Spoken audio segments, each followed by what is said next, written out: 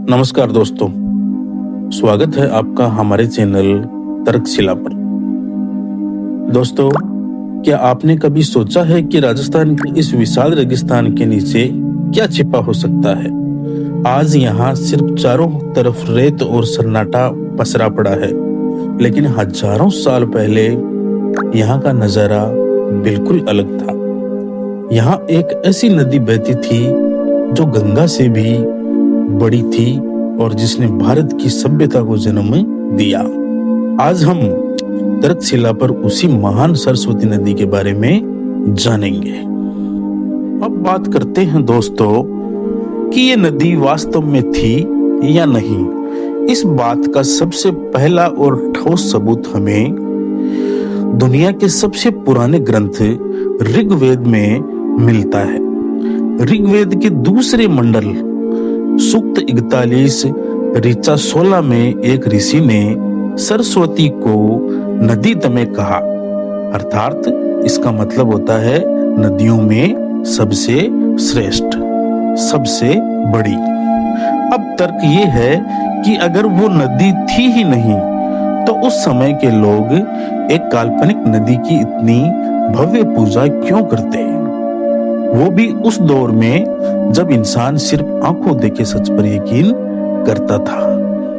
दोस्तों, अब बात करते हैं आधुनिक विज्ञान की। इसरो के वैज्ञानिकों ने जब सैटेलाइट के जरिए राजस्थान और हरियाणा की जमीन को गहराई से स्कैन किया तो वो हैरान रह गए। उन्हें जमीन के नीचे हजारों मील लंबी पुरानी जलधाराओं के निशान मिले। विज्ञान इन्हें पेलियो चैनल्स कहता है। जैसलमेर जैसे सूखे इलाकों में आज भी जो मीठा पानी और नमी मिल रही है वो असल में इसी प्राचीन सरस्वती के अवशेष हैं। दोस्तों, हमें बचपन से पढ़ाया गया सिंधु घाटी सभ्यता, लेकिन क्या आप जानते हैं कि हड़प्पा, राखी गड्डी और कालीबंगा जैसे 1500 से ज्यादा ऐतिहासिक शहर असल में सिंधु नहीं बल्कि लुप्त सरस्वती के किनारे बसे थे। विज्ञान और खुदाई के आंकड़े बताते हैं कि इस सभ्यता का 80% हिस्सा सरस्वती की गोद में था, इसलिए इसे सिर्फ सिंधु सभ्यता कहना गलत है। इसका सही और गौरवशाली नाम है सिंधु सरस्वती सभ्यता।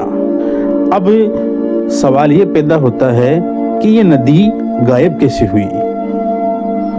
तो सवाल ये है कि ये नदी गायब कैसे हुई? इतनी बड़ी नदी कहाँ गई? वैज्ञानिकों का मानना है कि करीब 4000 साल पहले हिमालय में भीषण भूकंप आए और जमीन ऊपर उठ गई। इसकी वजह से सरस्वती की दो सबसे बड़ी सहायक नदियां सतलुज और यमुना उससे दूर हट गई।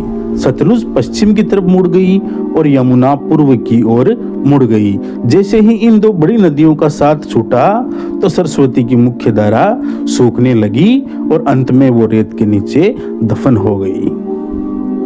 अब सरस्वती का लुप्त होना हमें एक बहुत बड़ी चेतावनी देता है। दोस्तों, प्रकृति के संतुलन के साथ छेड़छाड़ का अंजाम क्या होता है, ये नदी उसका जीता जागता उदाहरण है। आज हम वही गलती अरावली की पहाड़ियों के साथ कर रहे हैं। याद रखिए, ये अरावली ही है जो रेगिस्तान को हमारे शहरों तक आने से रोक रही है। अगर अरावली खत्म हुई तो हम एक और सरस्वती के खोने का शौक भी नहीं मना पाएंगे। धन्यवाद।